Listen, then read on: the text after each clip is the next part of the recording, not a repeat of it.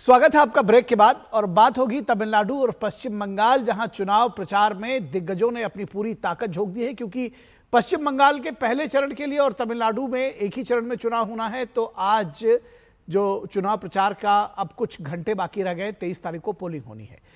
तो तमिलनाडु में 23 अप्रैल को होने वाले विधानसभा चुनाव के लिए प्रचार अभियान आज शाम थम जाएगा। जैसे कि हम आपको बता रहे हैं बार बार, तमिलनाडु की सभी 234 सीटें और पश्चिम बंगाल में पहले चरण के लिए प्रचार का शोर पोलिंग से 48 घंटे पहले रुक जाएगा, थम जाएगा। सभी तरह की सार्वजनिक रैलियां और प्रचार प्रतिबंधित होंगे। दोनों राज्यों में 23 अप्रैल को मतदान होगा। चुनाव आयोग लोकतंत्र के इस महापर्व को फ्री एंड फेयर बनाने के लिए मतदान प्रक्रिया को चुस्त दुरुस्त बना रहा है। इसके साथ ही राजनीतिक पार्टियों की गतिविधियों पर सख्त नजर रखी जा रही है। मतदान से पहले चुनाव आयोग ने अब तक तमिलनाडु में 500 करोड़ रुपए की नकदी और कीमती उपहारों को जब्त किया है। 500 करोड़ रुपए की नकदी, हाँ, इसका वॉल्यूम समझिएगा। वहीं पश्चिम बंगाल में यह रकम 427 करोड़ रुपए है। यानी वादे और जनसंपर्क के साथ पैसे का खेल जनता के बीच में लाया जा रहा है और इस खेल से जनता को अपनी ओर लुभाने की कोशिश हो रही है। दोबारा सत्ता में आने के लिए डीएमके अपने सेकुलर प्रोग्रेसिव अलायंस के साथ एआईएडीएमके के एनडीए के साथ जबरदस्त मुकाबला चल रहा है, उसका सामना कर रही है। वहीं अभिनेता विजय के नेतृत्व वाली नवगठित पार्टी टीवीके सभी निर्वाचन क्षेत्रों से चुनाव लड़ रही है। कांग्रेस पार्टी पश्चिम बंगाल में सभी सीटों पर चुनाव लड़ रही है, जबकि तमिलनाडु में डीएमके अलायंस के साथ 28 कांग्रेस के उम्मीदवार इस गठबंधन में उतरे हैं। चुनाव प्रचार के अंतिम फेज में राहुल गांधी ने तमिलनाडु में चुनाव प्रचार जरूर किया है, लेकिन मुख्यमंत्री स्टालिन के साथ एक भी बार उन्होंने मंच शेयर नहीं किया है और इसको लेकर के सवाल भी उठ रहे हैं। हालांकि ये कमी आरजेडी नेता तेजस्वी यादव और आम आदमी पार्टी के नेता अरविंद केजरीवाल ने सीएम स्टालिन के साथ देकर और मंच साझा करके ये कमी पूरा करने की कोशिश की है। कांग्रेस पार्टी के नेता बंगाल में अपने गठबंधन सहयोगी टीएमसी पर जोरदार हमला करते हैं, लेकिन तमिलनाडु में उनके निशाने पर सिर्फ बीजेपी रहती है। 5 साल बाद राहुल गांधी पश्चिम बंगाल के चुनावी जंग में उतरे, लेकिन उनका प्रचार प्रसार मुस्लिम बहुल इलाकों और कांग्रेस की पारंपरिक सीटों तक ही सीमित रहा। उत्तर दिनाजपुर, मालदा और मुर्शिदाबाद जिलों में चुनाव प्रचार करके राहुल गांधी ने ममता बनर्जी को यह संदेश भी देने की कोशिश की है कि वे अपनी सियासी जमीन पर कब्जा नहीं होने देंगे। आरोप प्रत्यारोप की इस चुनावी दंगल में प्रधानमंत्री नरेंद्र मोदी ने तमिलनाडु से लेकर पश्चिम बंगाल तक अपनी सरकार की उपलब्धियों को गिनाते हुए राज्य सरकार की नाकामियों को जनता के सामने रखा। लेकिन पश्चिम बंगाल के चुनाव में पीएम मोदी का प्रचार सोशल मीडिया पर सबसे ज्यादा चर्चा में है। झारग्राम में झालमुड़ी खाने का उनका जो वीडियो था वो सोशल मीडिया पर तूफान मचा रहा है। मैं बंगाली कहते हुए लोग झारग्राम में प्रधानमंत्री के झालमुड़ी खाने पर वीडियो को लाइक, कमेंट और शेयर की बाढ़ ला रहे हैं। मुख्यमंत्री ममता बनर्जी लोगों को समझाते हुए कहती हैं कि यह सब प्रायोजित था। एसपीजी ने दुकान में कैमरा लगा रखा था, लेकिन ममता बनर्जी की लोगों से अपील उनके कॉन्फिडेंस का सबूत दे रही है। यानी कि प्रधानमंत्री का यह वीडियो ममता बनर्जी का कॉन्फिडेंस हिला रहा है। यह भी बात समझने की है, क्योंकि रिएक्शन से इस तरह से आ रहे हैं तो ये बात बहुत भले प्रकार से समझी जा सकती है। मुख्यमंत्री ममता बनर्जी कहती थी कि वे सभी 294 विधानसभा सीटों पर चुनाव लड़ रही हैं, लेकिन सिर्फ भवानीपुर में उनका ज्यादा समय देना यह बताता है कि वे भवानीपुर को नंदीग्राम नहीं होने देना चाहती। भवानीपुर ना हो नंदीग्राम, इस बात के लिए वो लगातार जुटी हुई हैं और अपने गढ़ को बचाने के लिए ममता बनर्जी अब जनसभाओं से उतरकर छोटी सड़क और नुक्कड़ सभाओं में सक्रिय हैं। सोमवार को जिले के दौरे से लौटकर 63 नंबर वार्ड के 3 आवासीय परिसरों में छोटी सभाएं करके ममता बनर्जी ने वोटरों से भावुक अपील भी की। दिल्ली चुनाव में बीजेपी को वोट दिया, ठीक है, लेकिन विधानसभा में मुझे वोट दें। तो ये अपील अब नुक्कड़ सभाओं के जरिए भी अपने विधानसभा क्षेत्र में कर रही है ममता बनर्जी। राजनीतिक विश्लेषकों का दावा है कि अपने मजबूत गढ़ में इस तरह प्रचार बदलाव की तेज हवा का संकेत देता है। पहले फेज के चुनाव का प्रचार प्रसार आज पश्चिम बंगाल में थम जाएगा, तमिलनाडु में भी थम जाएगा। जाहिर है गृह मंत्री अमित शाह 4 रैलियां करके आम लोगों के साथ कार्यकर्ताओं को भी उत्साहित करने के लिए लगातार जनसंपर्क कर रहे हैं। दोनों राज्यों के सियासी संग्राम में मुद्दों से ज्यादा आरोप प्रत्यारोप का जोर दिख रहा है। देखना यह है कि जनता किन मुद्दों पर नेताओं के समर्थन में पोलिंग बूथ तक पहुंचती है।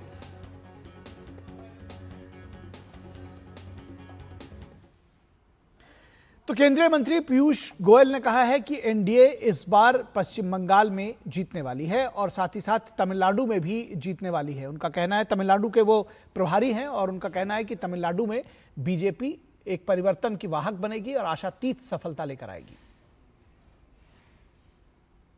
Tamil Nadu is going to give a resounding victory for the NDA under Edappadi Palanisamy. The whole problem of Mr. Stalin is he is divisive. He cannot accept India as one country. I think it's a dangerous statement that he's making. और आंध्र प्रदेश के मुख्यमंत्री N Chandrababu Naidu ने कहा कि double engine सरकार हमेशा विकास की पटरी पर तेज रफ्तार से दौड़ती है। No, I am very confident people will vote this time for NDA. Double engine sarkar, then only there is a progress. Always NDA for reform and competitive development. और बीजेपी नेता के अन्नामलाई ने जीत का दावा किया है। Very unfortunate, that is what the people of Tamil Nadu are angry, especially our mothers and sisters. They will vote against DMK and Congress for the atrocity they have done for them by silencing their voices by voting against the bill. So we are very confident. और कांग्रेस सांसद केसी वेणुगोपाल ने कहा कि भाजपा ने पूरे चुनाव को hijack कर लिया है। Is actually between the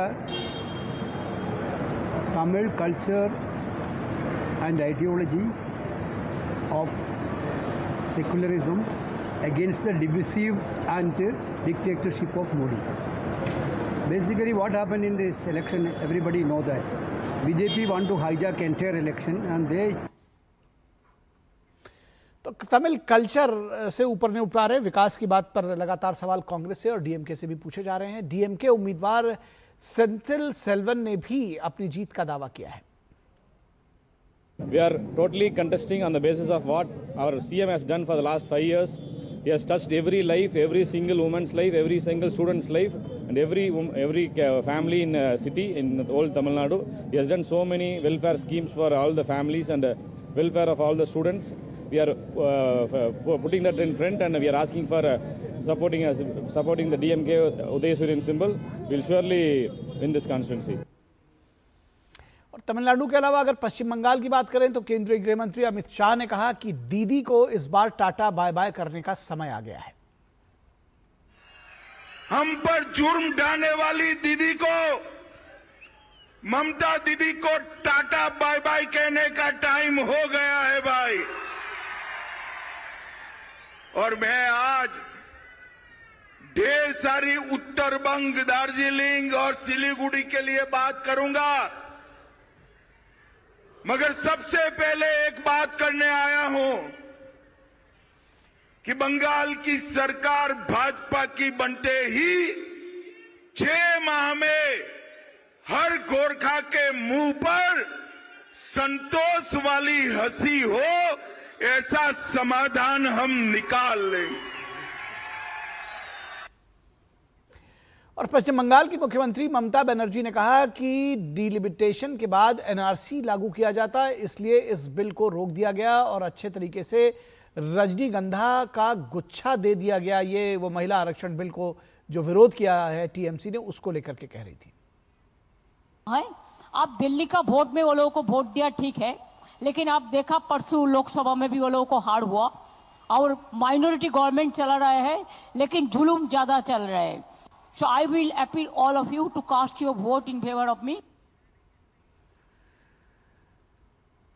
तो ममता बनर्जी कह रहे हैं कि ये माइनॉरिटी गवर्नमेंट चला रहे हैं बीजेपी और जुल्म ढा रही है। हालांकि वो इस बात को भी बहुत अच्छी तरीके से समझती हैं कि जो चुनाव प्रचार है वो अब कुछ सीटों तक, और ख़ास तौर पर अगर हम उनकी अपनी बात करें तो वो भवानीपुर में जिस तरह से प्रचार कर रही हैं, और उन्होंने अभी आपने सुना कि वो कह रहे हैं कि लोकसभा के चुनाव में बीजेपी को वोट दिया, दिल्ली के चुनाव में बीजेपी को वोट दिया, ठीक है, लेकिन इस चुनाव में हमको वोट दीजिएगा। और ये बात समझा जा सकता है कि कितना प्रेशर ममता बनर्जी फील कर रही हैं, सिर्फ इसलिए क्योंकि उनको ये लग रहा है कि यहाँ अब हमारी अपनी जो सीट है जिस पर वो चुनाव लड़ रही हैं, क्योंकि जो उनकी दूसरी सीट है नंदीग्राम, वहाँ से तो एक बार चुनाव वो हार चुकी हैं, तो उनको लगता है कि कम से कम भवानीपुर को बचा कर रखना है। और यही वजह है कि अब वो नुक्कड़ सभाओं और जो सड़क की जो सभाएं होती हैं उस पर उतर आई हैं, और जिसको कहना चाहिए कि अब गली गली जाकर प्रचार कर रही हैं भवानीपुर में ममता बनर्जी।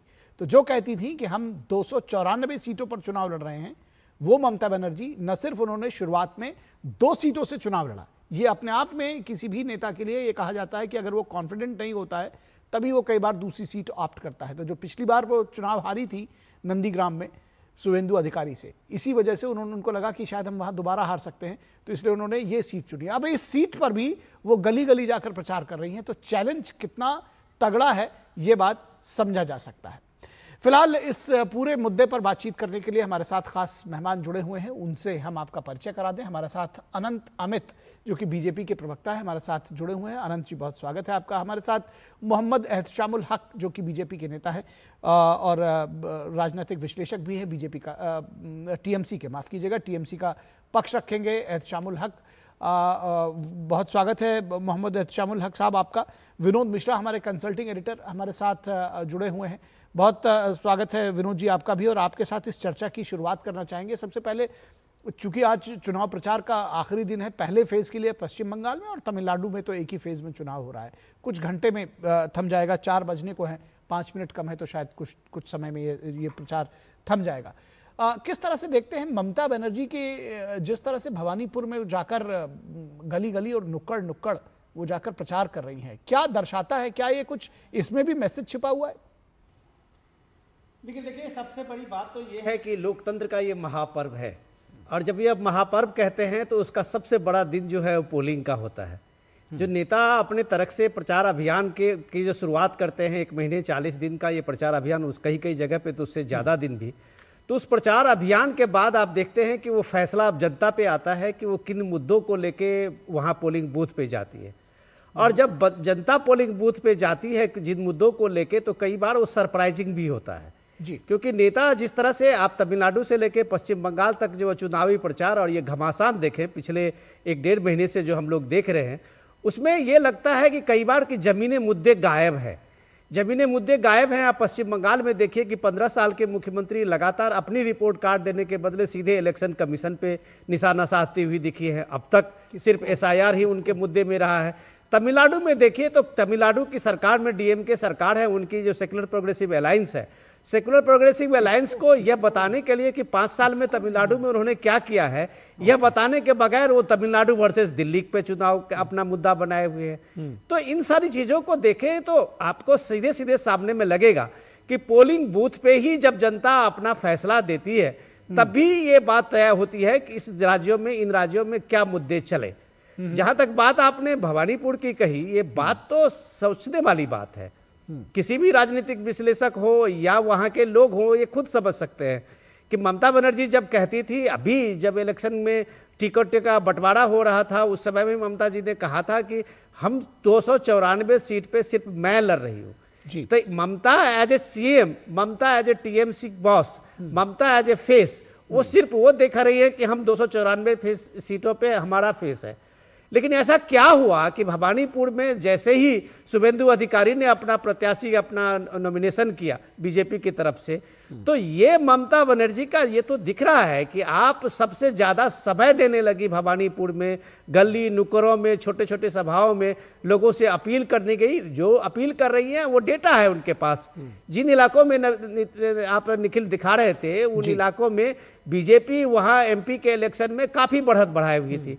इसलिए वो कह रहे हैं कि दिल्ली में तो दिल्ली के लिए तुम लोगों ने वोट किया, लेकिन कम से कम पश्चिम बंगाल के लिए और विधानसभा के लिए मुझे वोट दो। तो ये दर्शाता है कि सीट टू सीट एक बड़ा कंपटीशन है इस बार। मुकाबला तगड़ा है। मुकाबला तगड़ा इसलिए भी है कि कांग्रेस भी लगभग सारी सीटों पे अपना कैंडिडेट दिया है। CPM की जो अपनी पार्टी है, जो पुरानी अपनी सरकार उनकी थी, वो भी वापसी चाहते हैं, वो भी अपनी सारी सीटों पे उन्होंने कैंडिडेट उतारे हैं। ममता बनर्जी की पार्टी की सारी सीटों पे है। बीजेपी का जो मुकाबला है, इन सारे मुकाबलों में दिलचस्प आपको ये लगेगा कि आज की तारीख में मुद्दा बीजेपी एजेंडा बनाती है, और ये सारे दल उसके जवाब देते हैं, तो ये आपको कहना पड़ेगा कि इस चुनाव का ट्विस्ट क्या होगा ये जनता ही तय कर सकती है। बिल्कुल, चुनाव का ट्विस्ट क्या होगा ये जनता तय कर सकती है।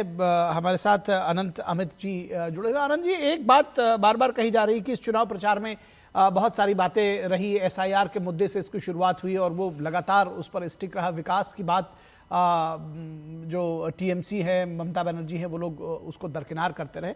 लेकिन जो चुनावों को दौरान और पोस्ट पोल वायलेंस जो है उसका इतिहास रहा है पश्चिम बंगाल में, कैसे वोटरों के मन में को ये भयमुक्त आप लोग कर सकेंगे कि वो निकलें और वोट दें? अगर वो परिवर्तन के लिए भी वोट देना चाहते हैं, लेकिन कम से कम उनको घर से निकलकर वोट देना होगा। इसको कैसे आप लोग ये सुनिश्चित करेंगे, उनको कैसे विश्वास जीतेंगे वोटरों का इस मामले में? देखिए, जिस तरीके से पश्चिम बंगाल की बात कर रहे हैं या तमिलनाडु की बात करें, तो तमिलनाडु में जिस तरीके से जनता ने ऊटी से लेकर चेन्नई तक, कन्याकुमारी से लेकर विलुपुरम तक एक मन बना चुका है तमिलनाडु में कि 234 विधानसभा के सीट पे अभी प्रचार 1 घंटे बाद खत्म हो जाएगा, लेकिन वहां के लोगों ने ये मन बना लिया है कि DMK को हटा के NDA के गठबंधन में जिस तरीके से जो तमाम मुद्दों को लेकर हम सड़क से लेकर सदन तक में, दिल्ली से लेकर हम चेन्नई तक में लोगों को बताते रहे कि DMK की सरकार ने किस तरीके से वहां के लोगों को बांटने का काम किया है, और जो व्यक्ति जो वहां का मुख्यमंत्री है MK स्टालिन, जो अपने देश के प्रति भी गंभीर नहीं है, उसको किस तरीके से इस सत्ता से बेदखल करना है। और हम लोगों ने ये तय कर लिया, वहां की जनता जिस तरीके से आगे है, वहां के चुनाव प्रचार में हम जाकर देखे, हमें लगा कि हम 27 सीटों पे बीजेपी लड़ रही, बाकी हमारे NDA के गठबंधन के तमाम लोग लड़ रहे हैं, और हमें यह पूर्ण विश्वास है कि इस बार DMK की वहां सरकार जाने वाली है, NDA के समर्थन में सरकार बनने वाली है। जहां तक पश्चिम बंगाल की बात कर रहे थे, पश्चिम बंगाल इस देश का पहला ऐसा राज्य है जहां पे सत्ता के लिए संघर्ष, वहां पे कार्यकर्ताओं के साथ, चाहे वो भाजपा का कार्यकर्ता हो, TMC का कार्यकर्ता हो, कांग्रेस का कार्यकर्ता हो, तमाम कार्यकर्ताओं के खिलाफ चुनाव के बाद जिस तरीके से मतभेद और जिस तरीके से शहरों के ऊपर हमले किए जाते हैं, जिस तरीके से हमले किए जाते हैं, देश का पहला ऐसा राज्य है। जी, आवाज आ रही है? जी आ रही है, आप जारी रखें। और जी, और मैं दूसरी बात कहता हूं, इसी पश्चिम बंगाल में सेन ब्रदर होते थे और कांग्रेस का 2 कार्यकर्ता होता था, और यही TMC के लोग उस 2 सेन ब्रदर को मारकर उनके खून से और चावल को सीन कर उस सेन ब्रदर की मां को खिलाने का काम उसी पश्चिम बंगाल में हुआ था। और उसी पुनरावृत्ति को ममता बनर्जी दीदी उसी 15 वर्षों के शासनकाल में पुनः दोहराना चाह रही है। लेकिन इस बार के चुनाव में नंदीग्राम से लेके झारग्राम तक, पुरुलिया से लेके सिलीगुड़ी तक और भवानीपुर से लेकर मेदिनीपुर तक में यह तय हो चुका है कि इस बार TMC का शासन जाने वाला है। जहां तक भवानीपुर की मिश्रा साहब बात कर रहे थे, तो भवानीपुर ऐसा विधानसभा है कि उपचुनाव में श्रीमती ममता बनर्जी जी 58,000 वोट से पिछली बार चुनाव जीत कर आई थी, और इसी 2024 के लोकसभा में वहां मार्जिन 8,000 रह गया था। और हमें पूर्ण विश्वास है कि ये आंकड़ा बताता है कि इस बार भवानीपुर से भी ममता बनर्जी जी चुनाव हारने वाली है। और जिस तरीके से ममता दीदी की ममता समाप्त हो चुकी है पश्चिम बंगाल में,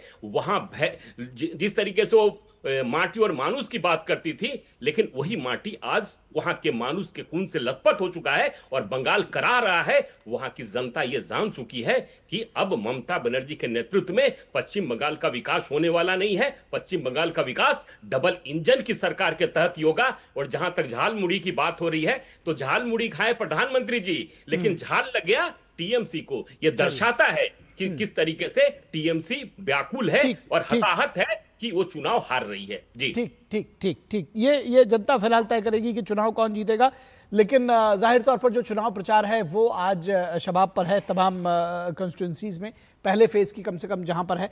मोहम्मद शामुल हक, एक बात तो ये बार बार उठाई जा रही है कि अब वहां पर बीजेपी वर्सेस TMC चुनाव है और अब मुद्दे जो है वो बीजेपी तय कर रही है।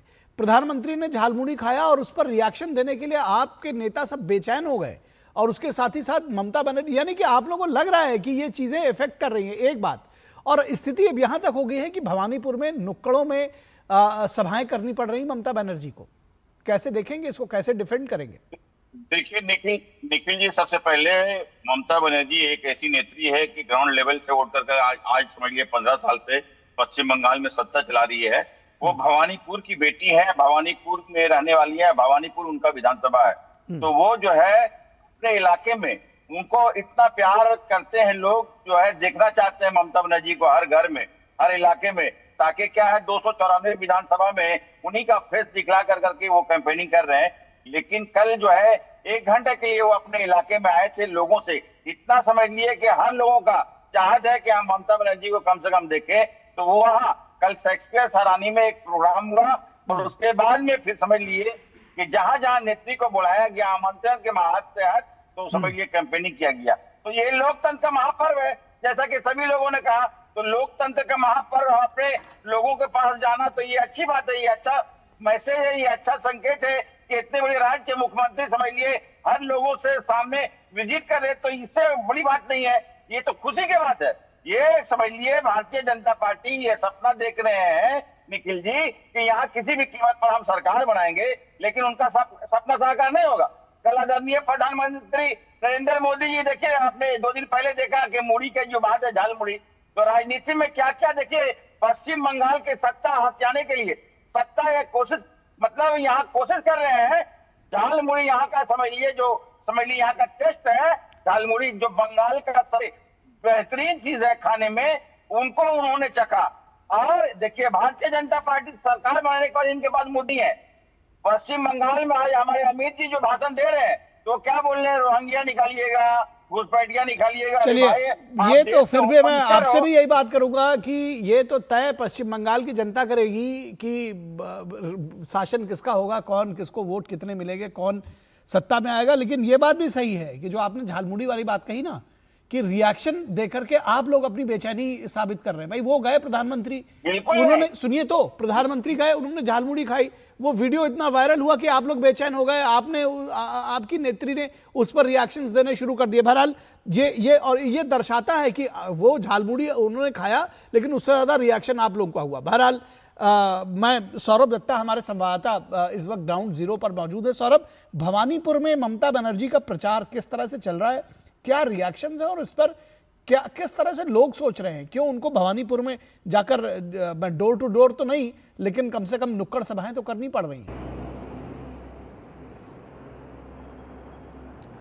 निखिल, देखिए डोर टू डोर भी ममता बनर्जी कर रही है। और कल जो हुआ, पहले से ही एक मैसेज आ रहा था कि इस बार भवानीपुर में काफ़ी सारे रैलीज, वर्ड में रैलीज करेंगे ममता बनर्जी। लेकिन कल जो दिखने को मिला वो छवि वाकई में काफ़ी हैरानजनक इसलिए लग रहा है क्योंकि एक राज्य की सीएम लगातार 3 टर्म की सीएम है और वो रैलीज को छोड़कर, मंच को छोड़कर एकदम ऐसा ही एक रेलिंग था, जैसे इस तरह से दिखा जा रहा है कि मेरे पीछे भी यहाँ पे रेलिंग है, यहाँ पे पीछे भी जो रेलिंग है वहाँ उसी तरह से उसी रेलिंग के बैकड्रॉप करके ममता बनर्जी वहाँ पे एक डायस के ऊपर खड़ा होकर वहाँ के 3 कम्युनिटी की जो हाई राइज बिल्डिंग है उनके जो बासिंदाएं हैं, जो निवासी है, उनको एड्रेस कर रहे हैं और सीधी तौर से कह रहे हैं कि आपने लोकसभा वोट में आपने बीजेपी को वोट दिया, लेकिन विधानसभा चुनाव में मुझे वोट दीजिए।